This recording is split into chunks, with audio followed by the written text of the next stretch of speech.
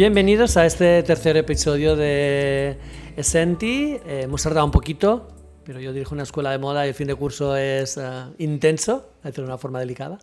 Pero bueno, ya estamos aquí. Los dos anteriores episodios los dedicamos a los años 90. Angel de Mugler, una fragancia contundente y súper hiperfemenina en aquel momento. Y luego a justamente todo lo contrario, una fragancia ligera, un perfume suave, CK One y Genderless, que es otro de los momentos más altos de la perfumería de los 90 y uno de los perfumes más vendidos del mundo, incluso hoy. Hoy quiero hablar de otro tema, quiero hablar también un poco de mi infancia vinculado a ciertas fragancias y quiero hablar de los años 70 y los perfumes masculinos. La perfumería en los 70 alcanzó un momento máximo, primero porque se asienta la idea de que el perfume masculino es una línea de negocio y es realmente pues un imprescindible para las marcas de moda. Ya sabéis que soy un especialista en la vinculación entre perfumería y moda. Y luego también porque estos perfumes digamos se convierten en legendarios. Muchos siguen a la venta aún hoy porque de padres pasan a hijos e incluso a hijas, ¿no? Que han buscado en este perfume del padre, en este olor familiar, un perfume posiblemente menos edulcorado o menos voluptuoso o menos, digamos, opulento que las fragancias de los 70 y de los 80. Entonces, bueno, yo siempre pienso cómo vinculo, que no es fácil, la verdad es que no es fácil, cómo vinculo perfume y moda, o con quién hablo, porque claro, mi idea sobre los perfumes que llevamos, que tenemos, que hemos llevado, que me recuerdan a mi tía, estas cosas todos tenemos, pero de ahí ¿no? A construir un podcast, a construir una narrativa acerca de esto, pues esto obviamente no es tan fácil. Y tenemos aquí hoy a Gemma Cuadrado, amiga y periodista, y recuerdo en uno de sus podcasts, ella nos explicará ahora quién es y el podcast que tiene, que hablaba apasionadamente de personajes de los 70 que yo conozco porque son de dominio público, no es para quitarle mérito a Gemma, pero que yo conozco que son no de dominio descubro nada a nadie, pero lo explico muy pero intensamente. lo explicas muy bien y lo explicas con mucha emoción y realmente pues ya sabemos que aquí la idea del perfume es sobre todo también una emoción olfativa que nos lleva a otros campos. Y yo pensaba, conozco a muchos hombres de los 70, incluso he investigado, ¿no? Ese research que se hace para saber, bueno, qué perfume llevaba qué perfume llevaba el otro, ¿no?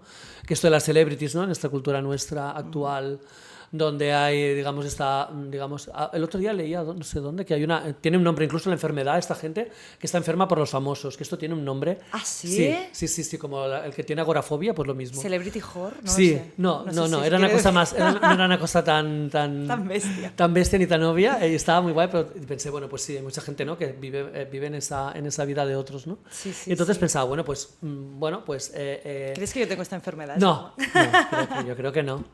No, porque no sé si vas a esperar tú a los famosos a la puerta de su casa a las 5 de la mañana, no tienes pinta. No, a mí me interesan como los iconos, sí, ¿no? Bueno, más que sí, los famosos. Sí, pues bueno, esta cosa de la celebrity. Entonces pensábamos un poco en los 70, un poco en personas que creo que nosotros consideramos leyendas, porque ya no es su vida, que también, que eso nos lo lleva más experta en eso, ¿no? Pero también su obra, ¿no? Lo que ha hecho que esa persona tenga un peso, ¿no? Claro. Que hay una entidad, ¿no? con mucho contenido, ¿no? Entonces, buscando esta vinculación, buscando los perfumes de los 70 de los que yo quiero hablar, quién los llevaba, pensé, bueno, en el podcast de Gemma una vez habló de la relación de amor de Linda, de Paul McCartney, Linda y Paul McCartney, y lo explicó de una forma tan vehemente que yo me emociono mucho con estas cosas que dije, bueno, wow, esto es estupendo. Y en conversaciones previas, cenas, bla, bla, bla, pues siempre sale esta idea, ¿no? De este tal, este cual, ¿no? Vengo un poco como obsesiva de los 60, 70 sí. y obsesiva del amor cuando sale bien y de criticar un poco cuando sale mal. ¿No? Claro, y también un poco desmitificar a estas personas que, claro, se convierten casi, bueno, ¿no? Que son, yo ya sé que luego me dicen siempre, en el podcast siempre es la palabra icónica, digo, es que a veces es una palabra que es muy precisa y hay cosas que no se pueden... No, es que son genios, son calificar leyendas, de otra manera. Pero hoy vamos a hablar también de las mujeres que nos acompañaron y que también fueron también leyendas y se habló mucho menos de ellas y siempre estuvieron un poco a la sombra de... Muy bien. Bueno, pues vamos con esto de los 70. Entonces, venga. Gemma, primero nos explicas, bueno, ya te he presentado como periodista, pero ¿a qué te dedicas? A ver, yo soy periodista cultural, trabajé varios años en el Tendencias del Mundo, después fui editora de... El periódico El Mundo, sí. Fui editora de Playground durante 5 años. También hago de profe en algunas universidades de diseño y de moda. Sí, trabajas con nosotros. Sí. Y ahora estoy como de responsable de nuevos formatos de un grupo editorial catalán que tiene varios medios y estoy como liderando una nueva propuesta audiovisual. Acabo de empezar, es como un proyecto más a futuro, pero en eso estoy. Pero como ya has avanzado, sí. Mi proyecto así con más ilusión me hace últimamente más personal. Es un podcast que hago con Carlos Moreno, que fue tu último invitado. Sí, íntimo amigo de los dos. Exacto. Y bueno. Futuro compañero de vacaciones. Exacto. Hay que decir que nos vamos de vacaciones juntos. Sí, menos mal, todo el mundo ya está, ¿no? Quinón. Entonces, un poco me has traído sí. por esto, ¿no? Sí, por... ¿no? La Buenaventura es vuestro podcast, ¿no? Habéis terminado la primera temporada. Sí. Es un podcast, la palabra menos es un poco superficial, pero sí que es como muy... Sí. muy digamos, tiene el contenido potente para quedarte enganchado, pero luego tiene una ligereza también, ¿no? Que yo creo sí, que es un poco lo que buscamos, ¿no? Sí. claro. No queremos ser los pesados que estamos ahí yo no puntualizando todo, sí. pero al final... un poco de rabia, ¿no? Estos podcasts que son como muy eruditos y bueno, para esto ya me leo la Wikipedia. No, y además ¿no? que no somos nada eruditos, sí. pero... No, pero está muy igual la reflexión, bueno, hay muchos temas muy bien tocados, ¿eh? Y muy, digamos, no, yo creo que es como una conversación, y además tú que nos conoces muy bien personalmente, sabes que, y tú también, que estamos todo el día hablando de, pues, que no... estoy obsesionada con esto, que no sé qué, y nos pisamos entre nosotros a ver quién tiene es un poco la gracia de, ¿no? Sí, la historia más divertida o más fuerte, y a la vez como muy fans pues de literatura, arte, arquitectura. Porque siempre hay como una conversación sobre un tema que expone cada uno y normalmente son como muy contrastados, ¿no? Porque de repente estás hablando de María Antonieta y de Pizzampras, ¿no? Es claro, porque realmente Carlos y yo somos muy diferentes en el fondo y nos obsesionan cosas muy diferentes. Entonces lo que hacemos es pensar un tema común, pero luego ya cada uno trae lo que quiere. Entonces es como tú, en qué has estado obsesionado últimamente, en qué he estado obsesionado yo, y al final acabamos con una obsesión común, pero claro, cada uno tiene su punto de vista muy diferente. Todo muy relacionado también con cosas que están pasando, ¿no? Pues ahora, antes de empezar, estábamos hablando de, obviamente, cuál es el tema de estos días, aparte de las elecciones. Barbie, ¿no? Entonces, que sí, que no, que tal, que no sé qué, la he visto, no la he visto y tal. Yo no tengo especial ilusión en ver Barbie, pero bueno... Yo la vi, no está mal, ya la comentaremos. Muy bien. Bueno, pues esa es la idea. Bueno, volviendo un poco a esto del tema del perfume y todo esto, la idea es, en los anteriores podcasts hemos hablado del mundo del arte, por ejemplo con Carlos, hablamos de género, el género siempre está presente, ¿no? Y estará presente hoy también. No es que sea una persona especialmente obsesionada con eso, pero sí que realmente al estar los perfumes catalogados entre masculinos y femeninos, siempre el género aparece ahí, porque aparte de esto, en los últimos años se ha roto, como se ha roto todo, ¿no? Gracias a Dios. Bueno, gracias a Dios no, gracias al esfuerzo. Sí, por favor. No, gracias al esfuerzo de mucha gente a Dios, tranquilo. A la lucha, y hemos tenido que volver a salir a la calle y bueno, creo que bueno, es innegable que el domingo nos llevamos una alegría. Entonces, la idea es que hoy está más focalizada en el mundo de la música, ¿no? Entonces, ¿de qué viene la música en tu vida? O sea, este interés tan intenso por la música, de tu familia, de pequeña... Y además, no solo por la música, que me gusta de muchos... Por la música, los músicos y sus vidas. Sí, de muchos géneros, y me interesa en general. Pero sí que es verdad que hay una época en concreto que me ha obsesionado desde pequeña. Creo que es porque mi familia está muy obsesionada con los Beatles, con los Rolling Stones, con los Who. O sea, banda sonora de pequeñita. Bueno, ya, ¿no? O sea, en mi coche solo se escuchaba esto. Mis tíos vivieron mucho esta época también y se fueron a ver los conciertos tal y cual de los 60. Mi tío vestía como Paul McCartney de joven. Claro, que total. Claro, y mi padre tiene como 1000 discos y bueno, siempre he vivido eso. Con 12 años mi padre me cogió y me dijo, hoy no vas al cole porque vamos a ir al concierto de Paul McCartney, ¿no? Wow.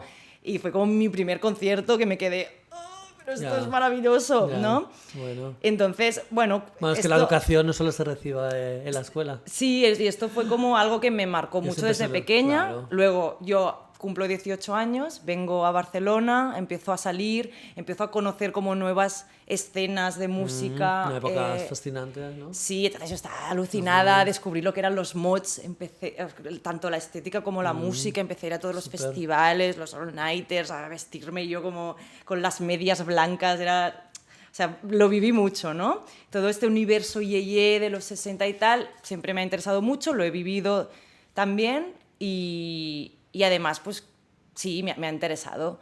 Entonces, quizá por esto dices que explico de una manera como con tanta emoción. Bueno, por un conocimiento pues que se nota que ya no es solo de estudio, documentación, sino que es como visceral. Sí, ¿no? es una cosa ya personal mía que habla de mí también, ¿no? Claro, pues por eso, ¿no? Y bueno, además de gustarme mucho la música, ya lo he dicho antes, que también, bueno, soy una romántica y las historias de amor me encantan. Muy bien. Y entonces, pues la de Pol y Linda tenía que explicarla. Muy bien, muy Pero bien. bueno, la dejamos, igual la explicamos después. Sí, un poco sí, de explicamos clickbait. sí. ¿No? Vamos a hacer un poquito primero de introducción. Un poco de misterio. Primero, la idea esta de las fragancias de esta época, como os decía, ¿no? Pues es una época realmente maravillosa y muchas de estas fragancias siguen en el mercado, ¿no? Porque siguen teniendo consumidores y porque siguen teniendo nuevas generaciones que se interesan por ellos y justamente algunos de los perfumes de algunas marcas hipericónicas de los perfumes que siguen a la venta de estas marcas es su primer perfume masculino. Habitualmente una firma de moda, una casa de alta costura, un ready to wear de alta gama de los 70, por ejemplo como Armani, su primer lanzamiento siempre es femenino, ¿no? Las marcas de moda, a no ser que sean especialistas en moda masculina, lanzan siempre una fragancia femenina que sobre todo durante finales del siglo XX, inicios del XXI, ha sido el gran mercado, ¿no? Pero luego el segundo, normalmente el lanzamiento es el Pour Homme, ¿no? Lo que se llamaba la época Pour Homme, Armani Pour Homme, y luego con el tiempo las primeras femeninas han desaparecido porque las mujeres en ese sentido están más presionadas, creo, por el mercado para que sean consumidoras de muchos perfumes y prueben muchas cosas y hay mucha oferta, ¿no? Y entonces, y en cambio el hombre es como más fiel, el hombre es como más fiel a la fragancia, no lo otro. Es que estamos viendo igual porque ya hacen check, ¿no? De sí, esto bueno, me sí, funciona. ya es un problema que tengo solucionado. Claro. Sabemos que aún hay un... Que esto es algo que hacen en muchos campos un tipo también. un tipo de, check un tipo de este. hombre cis, heterosexual, como diría Edu, que bueno, pues si yo tengo esta marca, compro estos pantalones, estas camisas y tal, y esta, yo obviamente me aplico una fragancia. En los 70 se asienta la idea esta de ponerse lo que popularmente se llama colonia cada día. Y entonces estos hombres pues ya tienen esto, ya no tienen que pensar, ¿no? Ni tienen que pensar, ni tienen que pensar los que le tienen que regalar y para Navidad el frasco de Sauvage, ya está. el frasco de Azzaro Pour Homme, pues ya caen, ¿no? Entonces es un poco esta idea. Obviamente la gente joven es diferente, pero aún así suelen tener menos productos cosméticos los hombres que las mujeres y sobre todo menos fragancias, ¿no?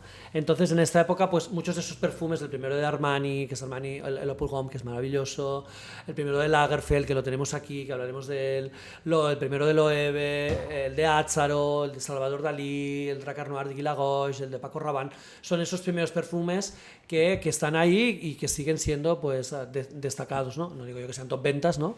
Pero sí que están ahí destacados y que son piezas a redescubrir. Una de mis mayores reflexiones sobre el perfume y la moda es justamente que recuperamos muchas estéticas antiguas en las colecciones actuales, ¿no? Pues el Gucci hace esto, el Prada no sé qué, Prada por ejemplo es una marca siempre retro, pero en cambio hay fragancias de esa época que es como olía a la gente en esta época y esto lo tenemos mucho menos presente y trabajamos más, ¿no? La gente pues también los puntos de venta, todo se empuja más a obviamente consumir productos. No se hace mucho revival no se hace mucho revival. Es que esto huele como antiguo y tal. Bueno, pues la gracia, ¿no? Es que esta falda que llevas la creó Mary Quant en el 62 y tú la compraste aquí como última novedad, ¿no? Es un poco eso, ¿no? Esto siempre me ha hecho, me ha hecho gracia. Sí. Bueno, entonces vamos a hablar de estas fragancias, pero lo vamos a unir con tres hombres.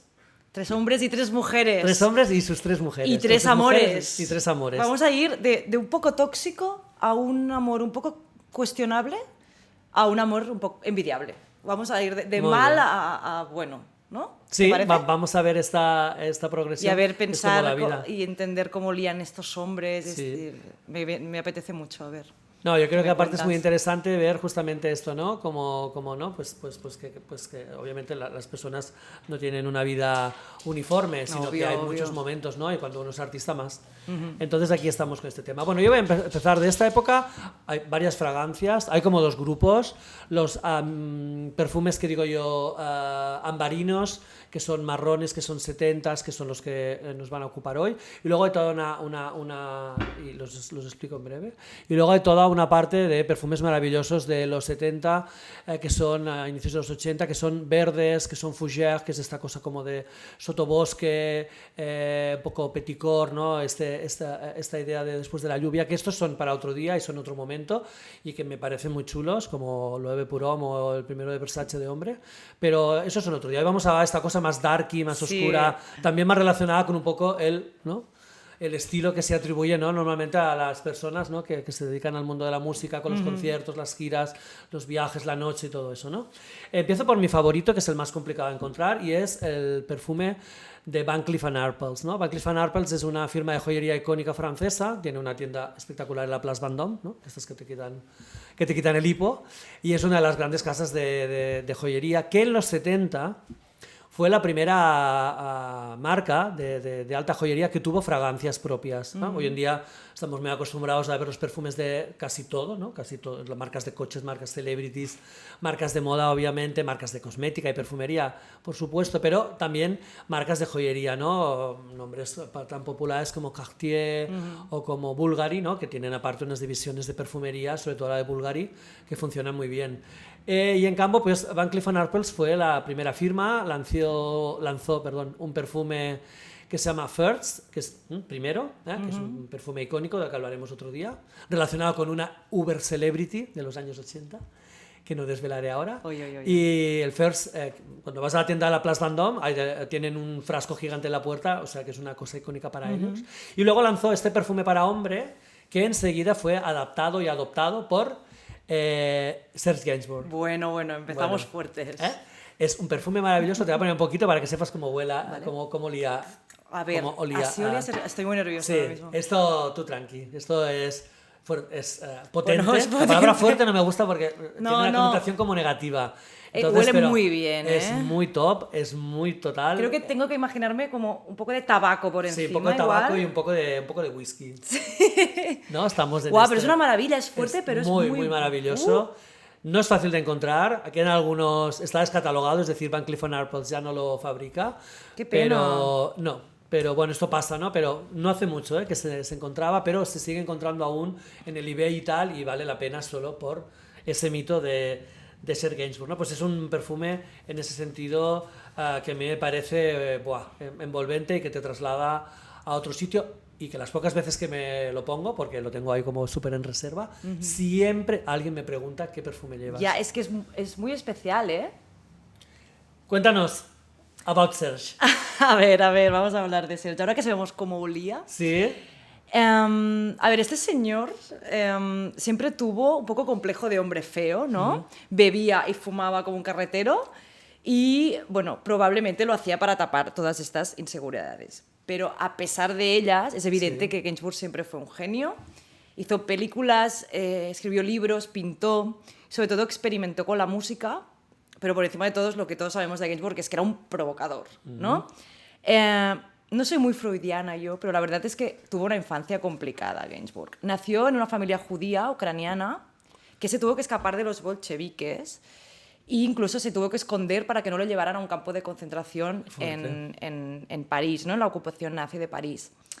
Él quería ser pintor, hizo bellas artes, empezó a dar clases de dibujo, hasta que saca un disco de jazz experimental. Es como lo primero que hace así un poco en serio. No tiene absolutamente ningún éxito. Así que decide cambiar un poco, ser como menos underground y ponerse a hacer música yeye de la época.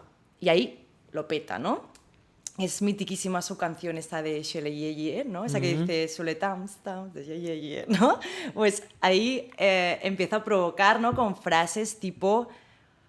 lo voy a decir en castellano porque es mi francés. Vale. Pero voy a buscar a mi Lolita entre los yeyes, ¿no? O sea que desde los inicios su música siempre ha tenido como un componente muy sexual y muy centrado en un interés hacia chicas mucho más jóvenes que él. Y guapas. Y muy guapas, claro. Pero en los 60 hay que pensar que Serge ya tenía 35 años. O sea que ya era un adulto.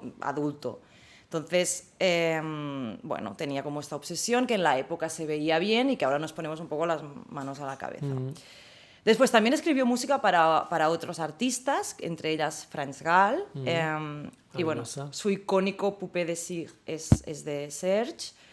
Y bueno, con solo 17 años, Franz cantó varios temas de Gainsbourg, que fueron un éxito total, pero hubo uno que rompió su relación, que es la canción esta de Les Suzette, que explica la historia de una niña que le gusta ir a la escuela comiendo piruletas, ¿vale? O sea que otra vez crea una canción... Que esta época es muy fuerte. Es fuerte. Que nadie dijera nada de esto. Pero esta época... Es una chica de 17 años, ¿eh? Sí, sí. Pues, claro, una canción aparentemente inocente, con una carga sexual muy bestia, muy provocativa, y también diría de mal gusto, ¿no? Porque esta chica era menor de edad y no se había enterado del doble sentido, se enteró después y le dijo, pero ¿esto qué es que me has hecho cantar, ¿no?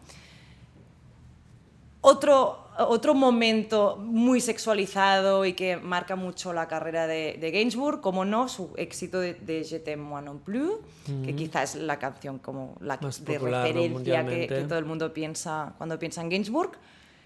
Y yo diría que es una de las canciones más provocadoras de la historia de la música, sobre todo si piensas en qué momento salió, ¿no? Al final esta canción es un orgasmo de 3 minutos. Y es una maravilla, pero bueno, primero la cantó con Brigitte Bardot, con quien también tuvo una relación, aunque ella en ese momento estaba casada, se ve. Y después la popularizó con Jane Birkin, a la que fue su pareja durante 12 años. Jane Birkin, desaparecida hace unos días. Estamos un poco tristes, sí, bueno, y era bastante joven. Un icono en todos los ámbitos, ¿no? Sí, en el creativo, en lo relacionado con el estilo, ¿no? Sí. Redefinido. La imagen, sobre todo, lo más bonito de Jane Birkin es esta cosa también que es muy francesa de hacer chic el día a día, ¿no? Aparte de los grandes vestidos de... Sin ser francesa, además. Sin ser francesa de bueno, pero adopción. es lo mejor de las inglesas y las francesas, claro, ¿no? Que claro. Esto es como... Francia siempre, las marcas francesas, por ejemplo, Chloé, ¿no? Siempre ha mirado como a Inglaterra, a Londres, para dar este toque un poco y romper este espíritu bourgeois y darle un toque un poco más rebelde a la moda francesa. Ya están las casas de moda francesas llenas de creativos ingleses, ¿no? Si más lejos, pues recordemos a John Galliano en su época de Dior. Entonces la idea, ¿no?, de Jane Birkin, creo que lo que hizo súper chulo, aparte de mil cosas, es esta idea de el día a día también puede ser chic, ¿no? Dos prendas sencillas que todo el mundo puede tener, con un bolso tal, no sé qué, pues ya vas, ¿no? Y eso me parece una aportación genial, aparte de la cosa hiperbólica, ¿no?, de las casas de moda francesas, ¿no? Era un poco reacia a este look de súper, ¿no?, de súper lujo y tal, era un poco reacia un poco a esto, ¿no? La vida a París de los barrios más tranquis y todo, ¿no? Que también es una... es una maravilla. Es una maravilla. Pues con Jane tuvo su hija Charlotte. Otro icono de estilo. Y cuando se conocieron, ella tenía 22 años y él 43. Wow. No está nada mal. No. No tanto por la diferencia, dirías, sino más por lo joven que ella era cuando le conoce, ¿no? Entonces, además, cuando se conocen, Serge ya es como una estrella consagrada. Pero me gusta decir que ella también, porque ya había hecho la peli de Blow Up, la peli de Slogan. O sea, no es una chiquilla que coge ahí, o sea, es una persona que ya... la típica relación de una modelo igual, que solo trabaja en el ámbito de la moda. No. Y luego ya ella ya había demostrado ser talentosa, pero claro, con 22 años tampoco podía haber hecho mucho más. Pues Jane, además de todo esto, ya había estado casada antes, pobre, con el compositor John Barry, que es el compositor de Las Memorias de África, James Bond, también otro señor mayor genio, que claro, fuerte.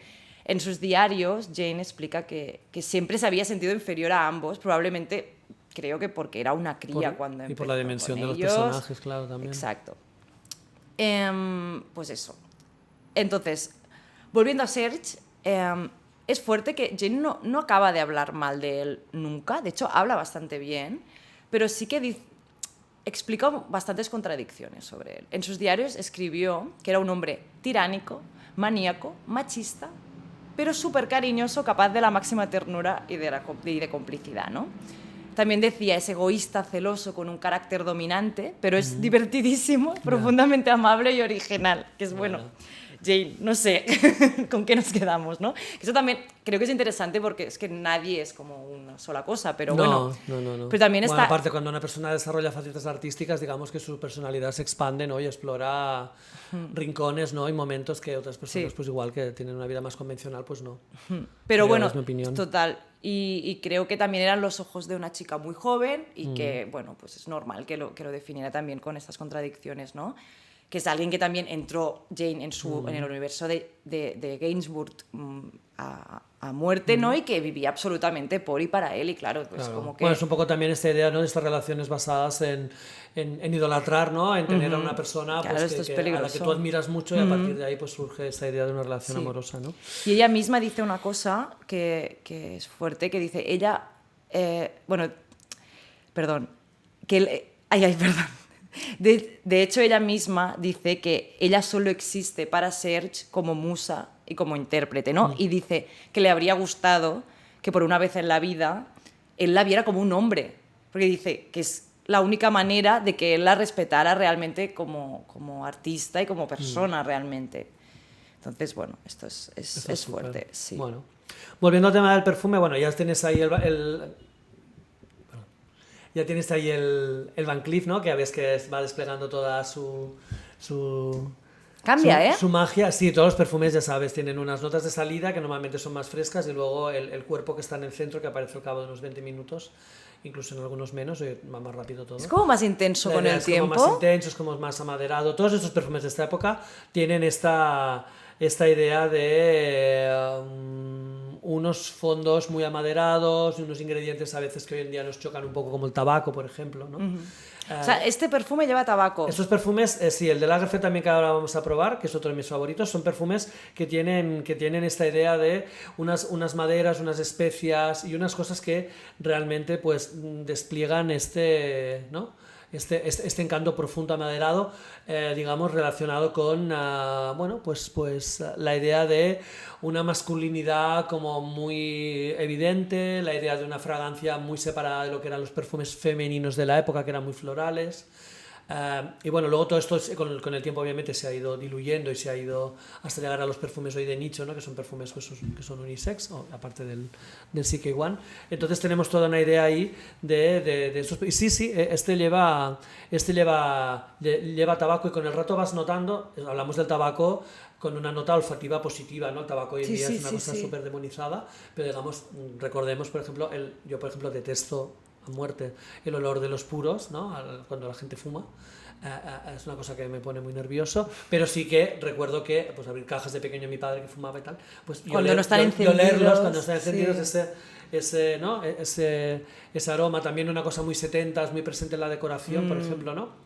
Es, aparte del color marrón, que es el color icónico de la década, el color, digamos, protagonista de la década, esta idea también del cuero, ¿no? Todo lo que era cuero, el ante, las chaquetas antes de los sintéticos que imitaban ese tipo de cosas, que había muchos, pero en los 70 hubo una vuelta, ¿no? A estos materiales nobles, ¿no? A los sofás grandes de cuero, y estas notas tan masculinas, tan bien relacionadas con ingredientes que en la realidad son oscuros, son de color oscuro, ¿no?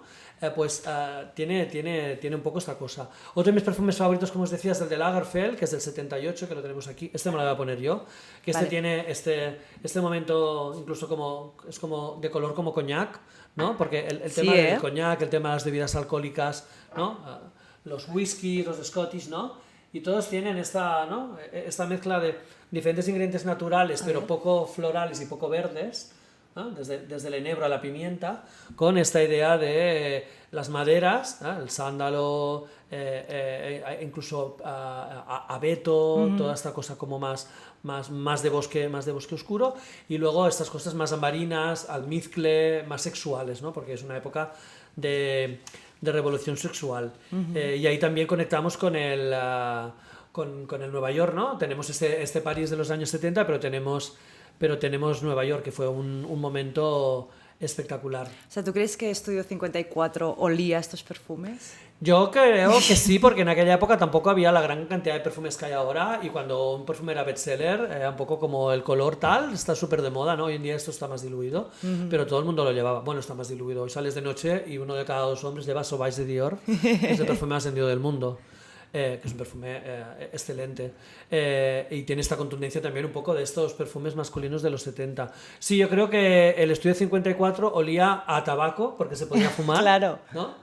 Y vemos en las fiestas que la gente lleva siempre un cigarrillo, incluso dos, ¿no? Entonces los perfumes competían con esta nube tóxica, ¿no? Que hoy considerada tóxica, en la época no se podía formar en los aviones, que me parece la cosa más fuerte del mundo, ¿no? Claro. Convivían con esta nube tóxica en la discoteca y los perfumes eran muy potentes.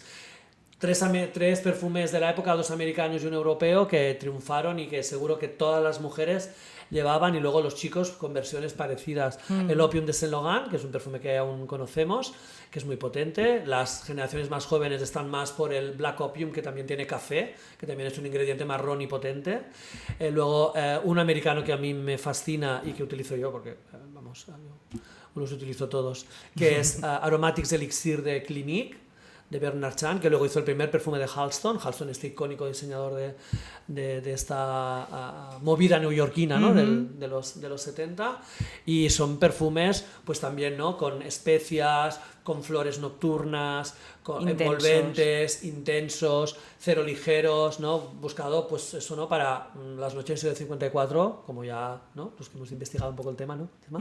No eran cortas, entrabas a no sé qué hora, a las 7 de la tarde, es lo que te iba a decir, este olor... Y esto duraba, bueno... Yo creo que es como típico que te acercas a alguien por la noche y luego te vas y sigues oliendo a esa persona. Sí, claro, ¿no? la presenta también de comprar... El perfume era un producto también de lujo, es decir, era un producto de clase media, media alta, y de clase alta obviamente, y era una inversión estética importante. Hoy también lo es, pero digamos es muy habitual que todo el mundo tenga al menos 1 o 2 fragancias, ¿no? Yo soy un friki, tengo más, pero la idea es...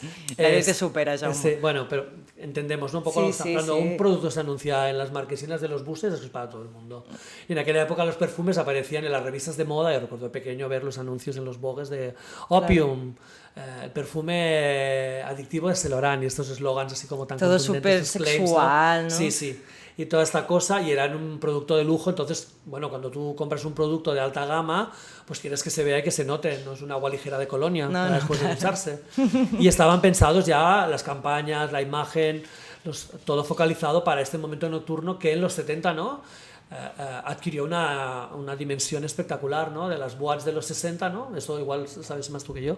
Se pasó a la cultura de la discoteca como centro neurálgico de, ¿no? la vida nocturna, social y de relaciones, ¿no? Era el Tinder de la época, ¿no? Sí, y acabaron todos peleadísimos entre ellos, claro, de tantas horas de fiesta, no son bueno, buenas. Pues esto pasa siempre, ¿no? El Saperetti, ¿no? Que hizo el frasco de El Saperetti hizo los frascos de Halston, era icónica joyera y íntima amiga de Warhol, de Halston, se enfadó con todos. De Italia pasó por Barcelona, de Barcelona pasó a Nueva York y estuvo ahí, diseñó los frascos de Halston, su línea cosmética, la de make-up. Y acabó en Girona. Y algunos productos icónicos para él. Sí, acabó en Girona y para Tiffany's, para la joyería Tiffany's. Sí. Bueno, yo creo que es típico, ¿no? El caso de personas que han tenido una vida social muy intensa y, digamos, han abusado de ciertas sustancias, ¿no? Sí. Luego buscan una vida momento monacal, ¿no? Sí, casi monacal, ¿no? Y te pasas al otro extremo. Y claro. San Martí-Vell, que es este pueblo que no es bonito.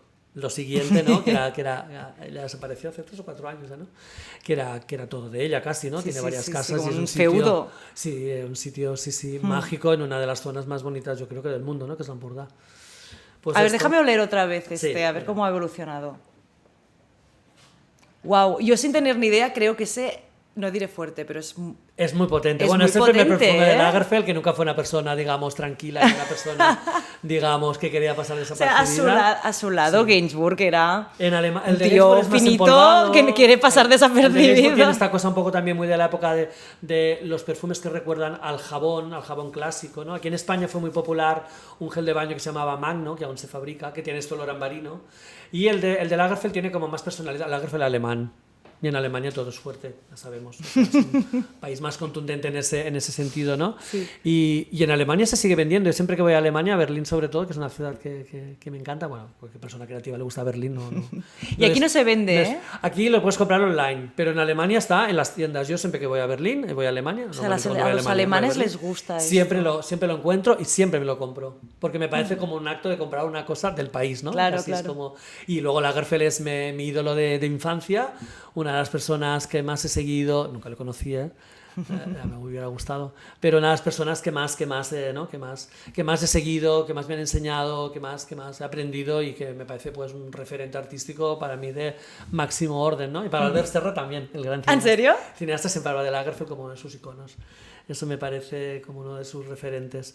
Y esto, y luego pues todos estos perfumes tienen esta cosa también del patchouli, que estuvo muy de moda por el movimiento hippie, y ahí vamos un poco a la India y vamos a hablar un poco también de los Beatles, ¿no? Que creo que es una de las cosas también que teníamos pensadas, ¿no? Digamos, sí. Esta idea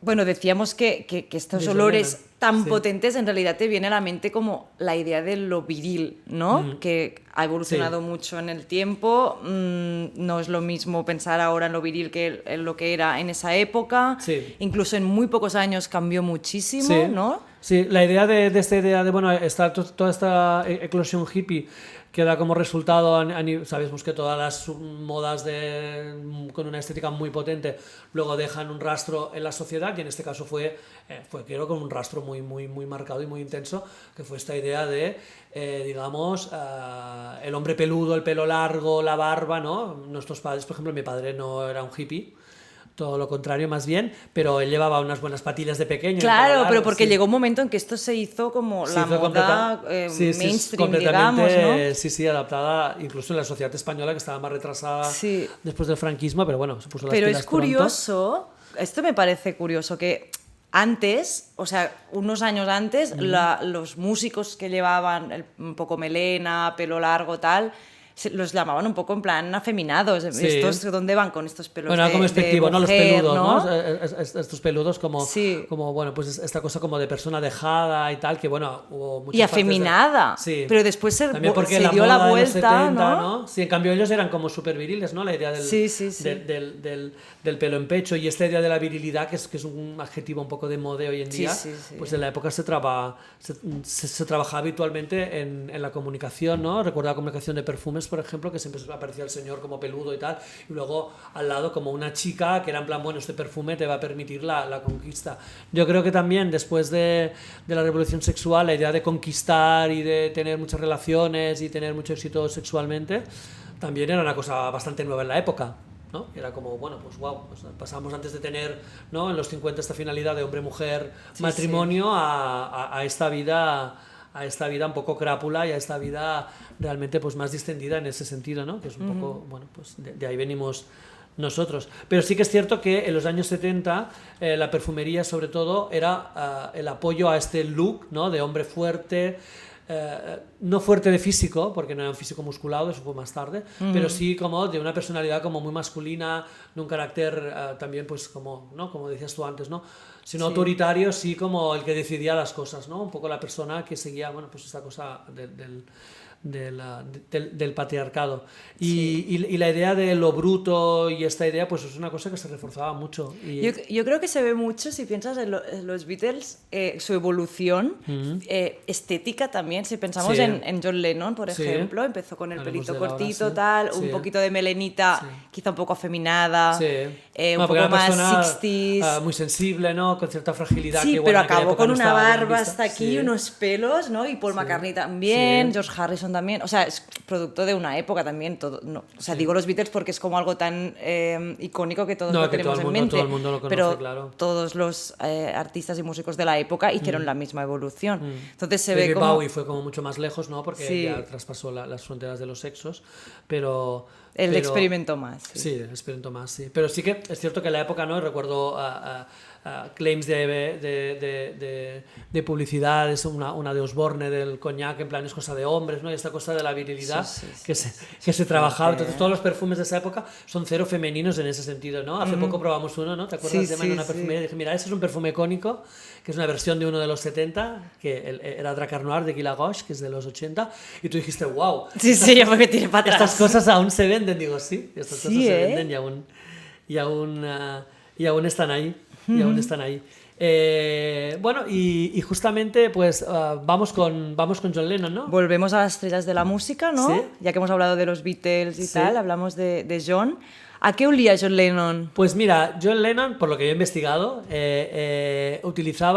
tenía dos productos fragantes de referencia. Cuando estaba de gira utilizaba un aceite de rosas para hidratar la piel, imagino también por el sudor y tal y cual. Entonces se ponía de una marca que se llama Kings, que es una firma que no se encuentra aquí en España. Entiendo que más suave que sí, estos perfumes. Es una especie como de aceite, sí, era un aceite como el aceite icónico ¿no? Este habitual que es el aceite Johnson's para niños, pero con un poco más de fragancia. Los ingleses, los temas relacionados con el mundo de las rosas les encantan, son unas de sus flores favoritas, también porque el clima inglés favorece que se desarrollen de una forma maravillosa.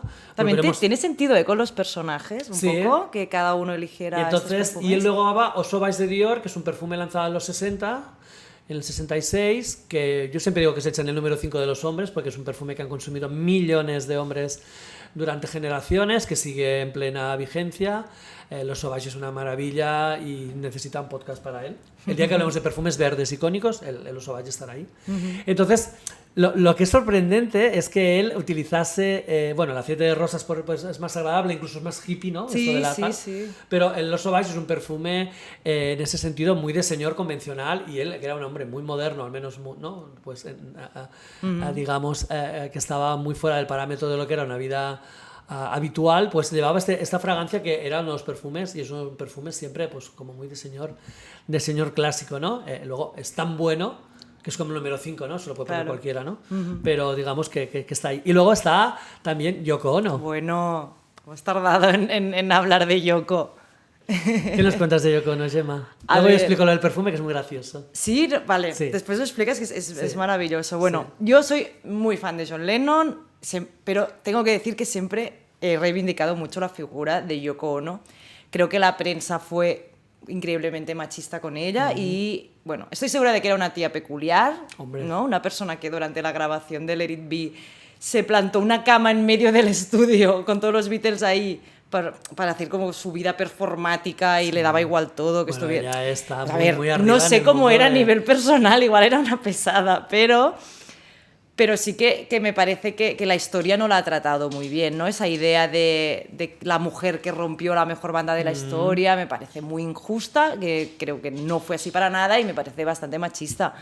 Además, creo que a Yoko nunca se le ha dado el crédito que se merece, ni el peso que se merecía. Ella era una artista conceptual consagradísima cuando conoció a John. Y influenció absolutamente su imaginario. O sea, cuando John deja los Beatles y tiene ahí como una crisis de identidad, Yoko ya tenía un libro de poesía que se llama Grapefruit, en el que ella ya hablaba de imagina esto otro. Imagínate. ¿No? Imagínate. Y claro, o sea, John bebió muchísimo de este universo de Yoko y nunca le dio crédito en su momento. Lo que sí que tenemos que decir, y está bien, pero creo que no se ha hecho tan mainstream como para que todo el mundo conozca la historia, es que 40 años después, que más vale tarde que nunca... Siempre. También porque su hijo Sean, el hijo de John y de Yoko, lo ha impulsado mucho y ha luchado mucho para que su madre se le reconociera en ese sentido. Qué bonito. Sí, pues la canción de Imagine, ahora mismo los créditos son Lennon y Ono. Y bueno, lo que...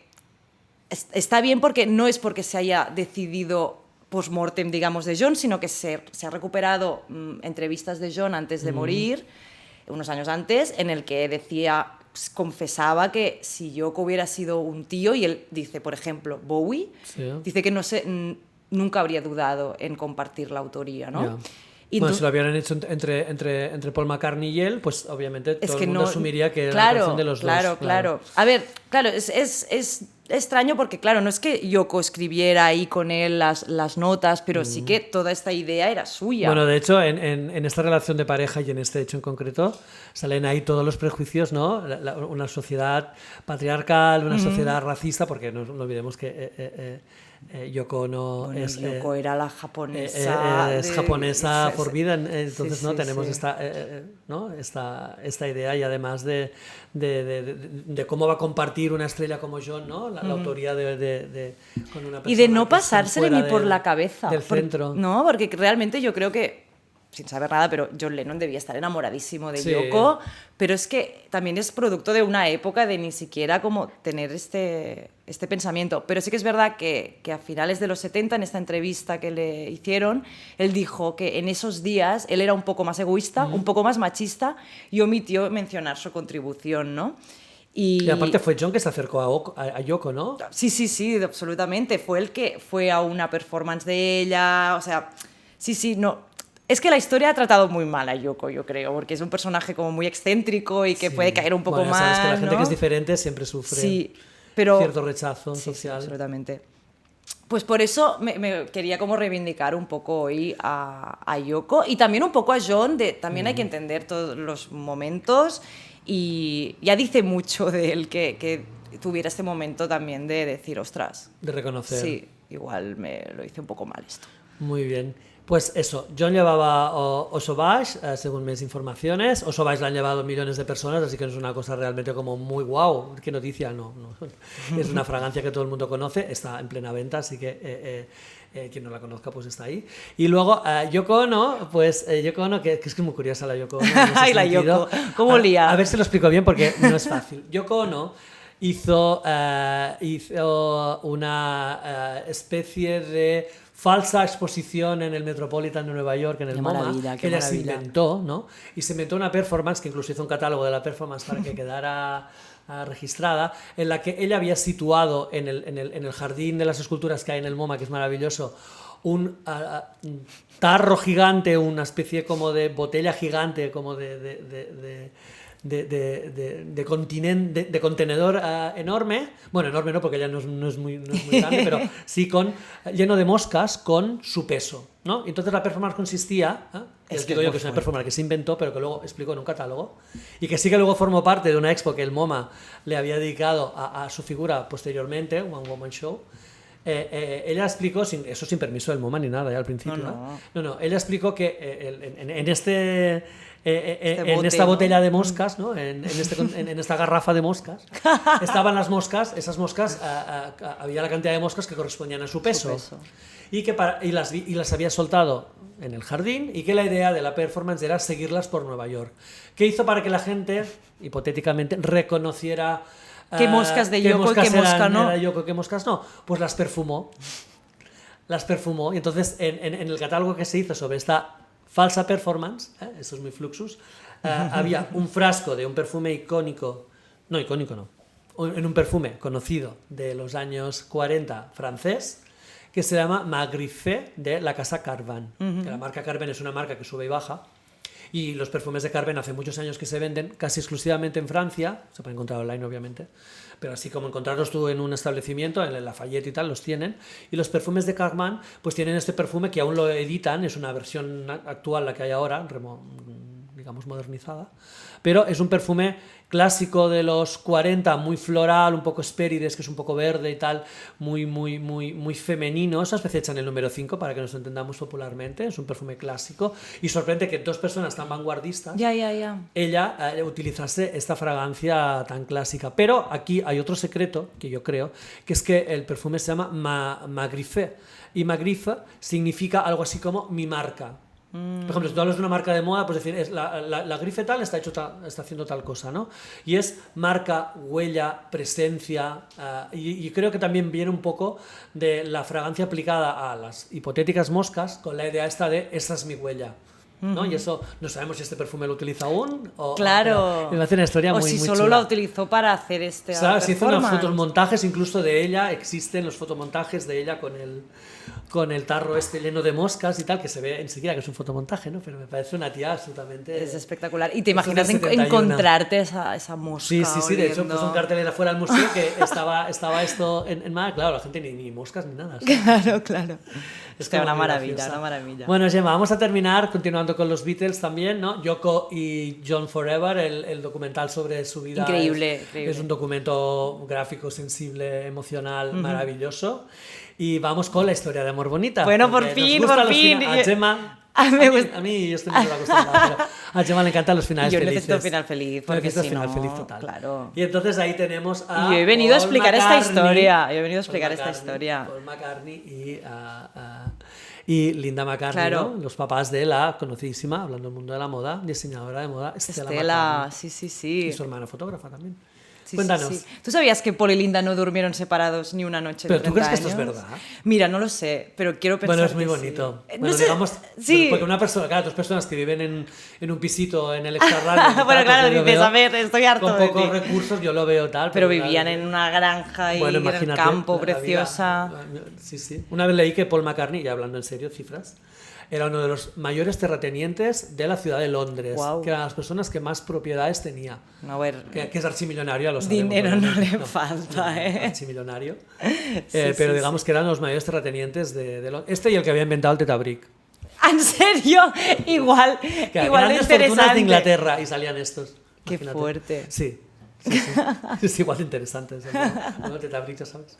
Bueno, pues estábamos un poco con esta onda, ¿no? Sí, a ver, Paul. Mira, Paul y hacemos una Linda. cosa primero, si Sí. te parece bien. Yo explico la anécdota fragante y tú ya Va, acabas sí. con el Va, amor. va, venga. ¿No? ¿Os parece bien? Venga. Yo creo que es guay. Anécdotas fragantes. No sé qué perfume llevaba Linda McCartney, no tengo esos datos. Pero sí que sé que su hija, cuando dio las entrevistas que se dan al principio, ¿no? Cuando lanza su primera fragancia, que es de inicios de los 2000, que ya la han retirado de la venta, una pena. Ella explicaba que quería recordar en su fragancia, que estaba basada en la peonia y todas estas cosas, ella quería recordar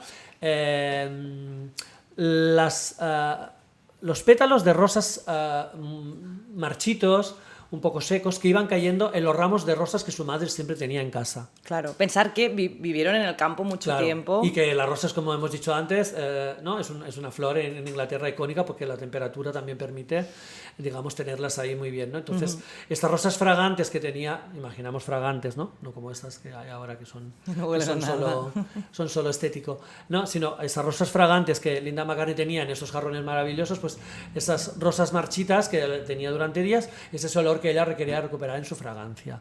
Y luego de Paul McCartney sé que llevaba Vetiver de Guerlain. El vetiver es un arbusto fragante hiper habitual en la perfumería masculina, ¿no? Incluso se utiliza en algunos países, creo que es en Marruecos, en el norte de África, para refrescar el agua, porque le da como un sabor y es una planta verde fresca y un poco seca. Y eso es muy guay porque tiene un everlasting, ¿no? Tiene una duración como muy bonita y es un habitual es tan habitual y gusta tanto que en los 70 varias marcas, Givenchy, Carven, antes que hablamos de Carven, tuvieron su propio vetiver, ¿no? Y el de Guerlain está ahí en el mercado y es maravilloso. ¿Qué crees que dice de Paul que llevara este perfume?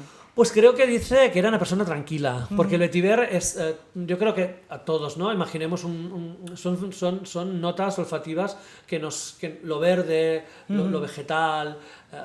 Me pega. Es como el nombre, vetiver, es como de calma, ¿no? Es como de un poco chill, ¿no? Un poco la idea de bajar de revoluciones.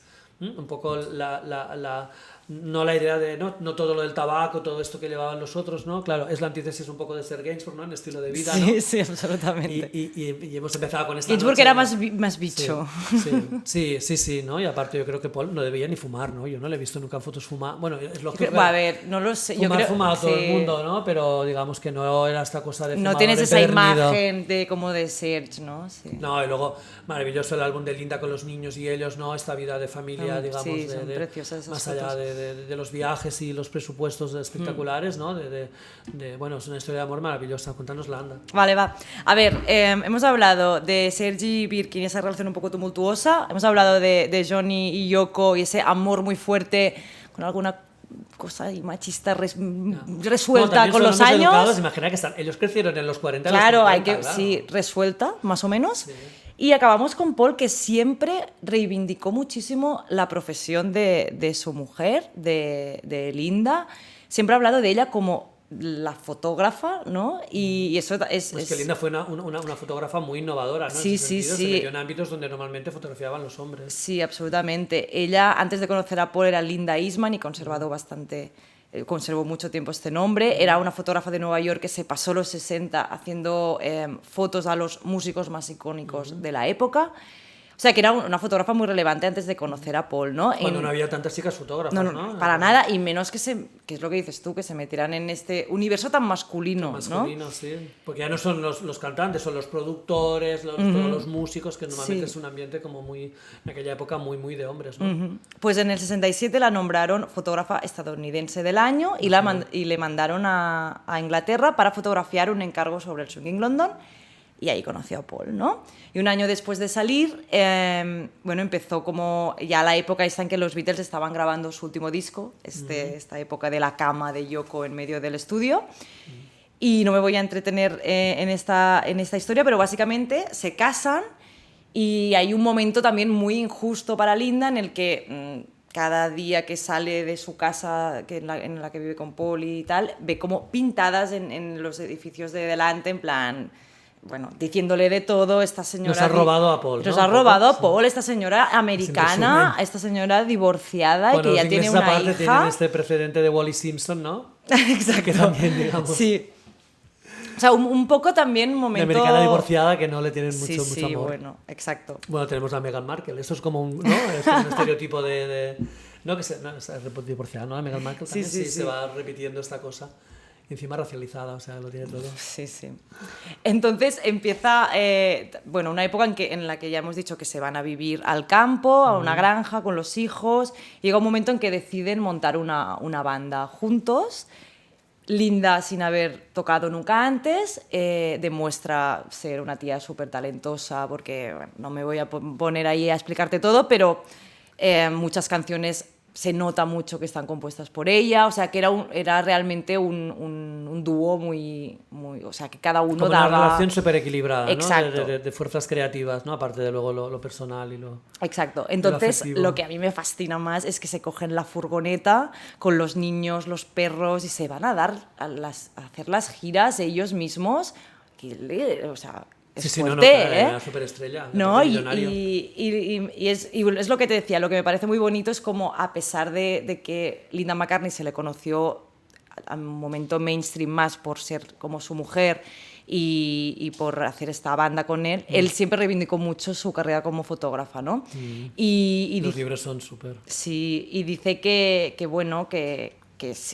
siempre en las entrevistas habla de Linda como que siempre cogía su cámara con sus dedos súper largos, como dice cosas como muy, muy bonitas y ella explicó también que ella nunca quiso estar especialmente en una banda, pero que lo hizo un poco, incluso dice de ella misma, yo tampoco fui una gran letrista, ¿no? Este momento de mujeres que no se creen lo talentosas que son, pero que ella lo hizo pues, por su familia y porque quería estar con Paul y que fue una época maravillosa y ya está, ¿no? Y bueno, luego hay una cosa muy bonita que es que, bueno, la historia acaba como acaba, lo sabemos todos, Linda le detectan un cáncer de mama y muere a los 3 años, terrible, muy joven. Paul McCartney explica en 1000 entrevistas que se pasó un año llorando todo el día. Todos los días. Sí. Y hay una entrevista, esto es fuerte, hay una entrevista de una muy amiga de los dos, que es la cantante de los Pretenders, que fue la primera en entrevistar a Paul. Exacto. Y bueno, le entrevistan, él usa Weekender y Paul le cuenta esto y le dice una cosa. Bueno, ella acaba con una frase, que es con la que explicó en el... Mira, se me está poniendo la piel de gallina. Sí. Que la música de Paul y los Beatles es increíble, obvio, lo sabemos todos, pero que el verdadero legado de Paul es la historia de amor con Linda. Qué maravilla. Es muy bonito. Muy bien, Gemma. Pues ya estamos, ya hemos repasado estos. Mira, aquí están el resto de fragancias, la de Halston, la de Azzaro, que también pues es muy... Voy a volver a oler a Serge. No, esto necesita un ratito porque, claro, no son aguas de colonia. Serge se pone intenso. Entonces, con el tiempo, ¿eh? Sí, bueno, sí. Que seguro que era muy... Seguro que era mucho más intenso de mayor que de joven, pues como todo. Bueno, ha sido un placer y me ha encantado. A mí también. Sí, ha sido una conversación súper chula y nada, pues Muchas gracias siguientes por invitarme. episodios seguimos con esta relación entre perfume, moda, arte y bueno, y lo que la inspiración nos dé. Un abrazo a todos. Muchas gracias. Muchas gracias a todos por vuestra atención. Pronto más episodios de Essenti y más perfumes. Un abrazo.